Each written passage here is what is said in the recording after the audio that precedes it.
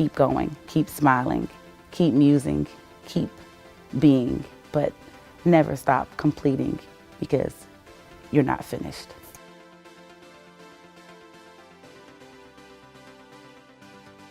My name is Shawana Brooks. My profession is that I work for the Jacksonville Public Library as the arts and culture developer there for the Jax Makerspace, and I help to curate exhibitions and to program for them. But also besides that, I'm just a really great artist advocate, and I just love arts and culture here in our community. A day of my life is not one that could easily be marked by different situations. What I will say is a consistent is collaborating. I get to talk to a lot of different artists. Sometimes I get to go to studio visits to see where they're creating. I get times to go to talk to organizations, which lets me either get like a tour or behind the scenes to see what they're working on. And then what I try to do is think of ways that seeing what they're doing out in the community and how we can bring that back into our community place, which is the main public library. I have been called a musence. That's kind of like muse and nuisance together. And that term was politely given to me by a really great artist and brother to me, which is named Overstreet Ducasse. And he's a great assemblage mixed media artist. And he said to me something when I was like, oh, I'm a muse. And he was like, no, like you're not a muse, you're a nuisance. And I was like, well, I'm a musence.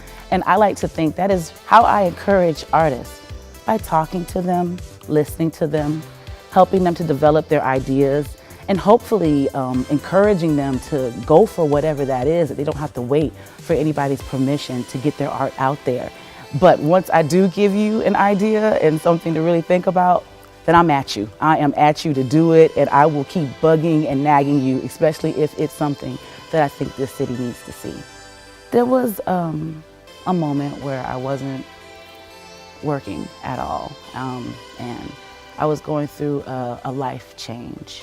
Something dramatic had happened to myself and my husband, and it caused us to both reevaluate like what we wanted out of life and what we wanted to see within our careers, and more importantly, how we thought we could be helpful to Jacksonville within that. And that moment really got me to see that everybody has a purpose and a passion, and normally they're just not given the motivation, or they don't feel like they have the opportunities to express that.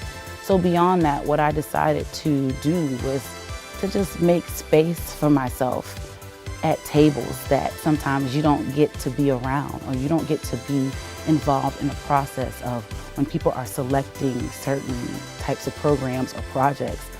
Who's there representing visual artists or writers or performance artists? And more than that, who's making sure that we're not staying at a default with an inclusion of the artists that we work with on a specific basis? So that was my biggest aha moment, is like, oh, you can make a difference, like for certain, but just sharing your ideas with people, and really not only just sharing, but giving them solutions. Nobody wants you to come to them with their problem. And maybe that's the oh no moment. Oh no, don't bring me no bad news, you know, but definitely come to me with something that we can share and we can work on. And there'll be no ego in it. I think there's enough opportunity for everybody to eat and to be full. No starving artists on my watch. Being that, you know, I am an artist who also is within creating art with other people's art. Three things that I would say about it is, again, I like collaboration, I like creativity, and I like community. Those are my three kind of resolutionary points when I'm thinking of how to serve and how to be of service. I started curating maybe, again, about 2.5 years ago, where it started with an exhibit that I wanted to put on at a local pizza parlor that was in my neighborhood in Murray Hill.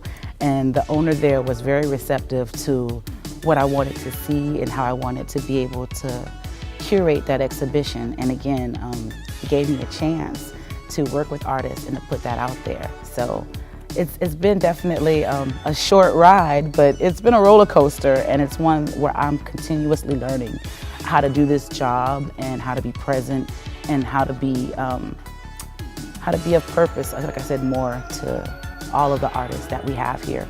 But also specifically in making sure that we're making spaces for artists who don't always get those opportunities or are sometimes just maligned because no one is thinking of a way to put their work out there. My message to the viewers is one of hope and compassion. We can't do anything without the support of more patrons, of more participants. It's always, to me, sometimes sad that I can go to an art event where maybe in the past 3 years, that's become my life. Going to visual art events, going to programming art events, going to see different theater productions. And so often, I know who's going to be in the crowd before I even get there. I would encourage people to look outside of their norm, that maybe a Thursday night, instead of getting ready to go out to what you normally do, look and see if there's an exhibit opening. You can look in the Folio, you can find them in Void, you can look online, you can see EU. There's tons of amazing programs and events that happen all around this city, and the majority of them are for free.